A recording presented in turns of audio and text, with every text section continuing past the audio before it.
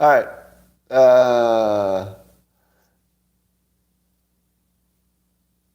Well, I would say that I would still rank myself as depressed, now that I have a better idea what that feels like. But don't you think some people should not be happy? Am I wrong about that? Aren't some people in legitimately in a bad situation and there's no reason to be happy about it? I mean, if you're in an iron lung and you're depressed about it, should you seek help? Or are you just being realistic? I'll tell you what it was that got me. You know how we all live in a bubble of subjective reality, right? We walk around in a little bubble because we would go insane if we didn't. So you put a little protective bubble around you, and you tell yourself a bunch of bullshit that isn't true. Some of the bullshit that you tell yourself is that you can trust everybody that you think you can trust. If you didn't tell yourself that, you couldn't live in the world. You couldn't live in a world where you trusted nobody. But what is closer to the truth? You can trust everybody that you think you can trust, or that you can trust nobody. Which of those is closer to actual reality? Sadly, the one that's closer to actual reality, usually once you get out of family connections, as soon as you're out of the family, blood connection, because I do trust my family members completely, 100%. But because my family members would do the right thing if nobody was watching. I don't know. Are you lucky enough to have family members like that? I can say with 100% certainty that my siblings would do the right thing in almost any situation when nobody was watching. I can say that with certainty. But I can't say that about just about anybody else. There are people I suspect would, right? Like, I have a friend who, if you asked me to bet on it, I would bet he would do the right thing every time if nobody was watching. But I don't know. I mean, I'm pretty sure. So here's what happened to me in the past years. I'd say the past year or so. That matrix-like mask kind of fell off, and I lost my illusion for a while. So being depressed is not about being in the wrong state of mind, which is the problem. In my case, being depressed was in being in the right state of mind. That's the fucked up part. The part that made me depressed is when I saw things clearly. And I worked since then to rebuild my illusions. So when you ask me if I'm feeling better or depressed, I'm sort of in the process of rebuilding an illusion that I can live in without pain. And I'm not quite there yet, because I can still see too much ugly. And I can't live happily in a world with this much ugly around me. I don't mean physically ugly, I mean, ugly ideas and thoughts and stuff. And I'm trying as hard as I can to rebuild a protective, imaginary shield of everything's fine, when it isn't. It definitely isn't.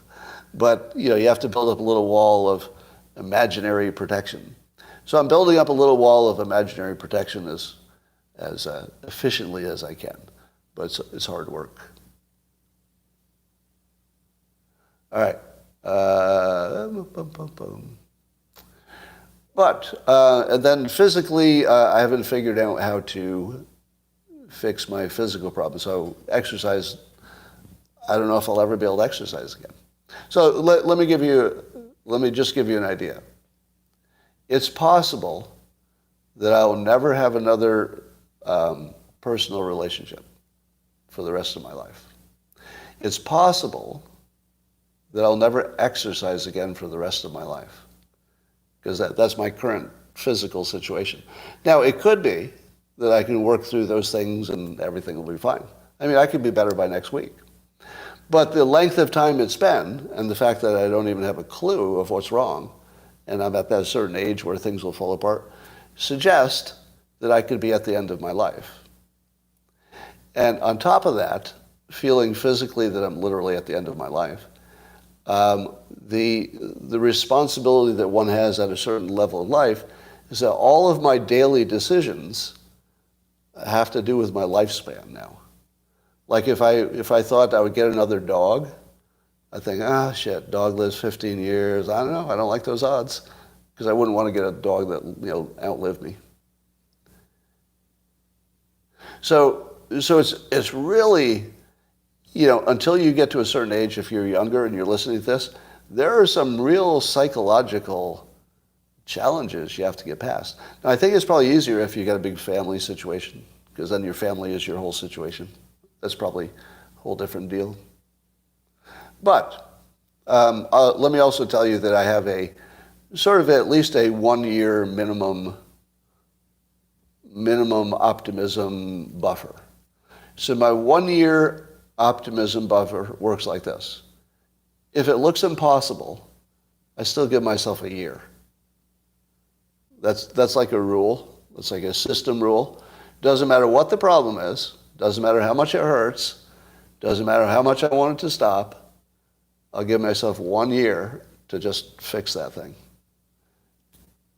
So, don't worry, I'm going to check out early because I've got a year to fix this.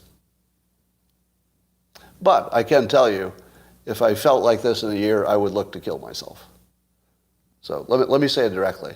If I feel like this next year, I'm going to look to kill myself because I don't want to live like this. Like I'm not going to do this I'm not going to do this 2 years. I'll do this 1 year. I'll give you 1 year with this amount of pain, and then next year, I'm not going to do 2 years. Promise you I won't do 2. Now, that doesn't mean I'll kill myself. It could just mean I'll go on different drugs, right?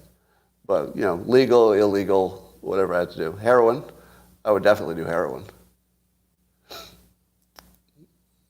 End it now. Somebody's suggesting that I kill myself right away. Thank you. Appreciate it. No, nothing's going to happen in the next year. So don't worry about me waking up tomorrow. Nothing's going to happen in the next year, for sure. Fentanyl, that'd be one way to go. Yeah. But by the way, if I do it, don't feel bad for me, okay? Because it'll be me getting what I want, should it happen. Although I always thought I'd get murdered before then. Honestly. I have seen my death, and it does involve murder. Now, that one I might be wrong about, because it doesn't feel like my other visions of my future. But it's the only one I've ever seen. The only death I've ever seen in my future is me getting murdered for doing something that I wasn't responsible for. By a rando, usually not by somebody I know. Like for political reasons. I don't mean for crime reasons, I mean for political reasons. But I don't think that's likely. All right.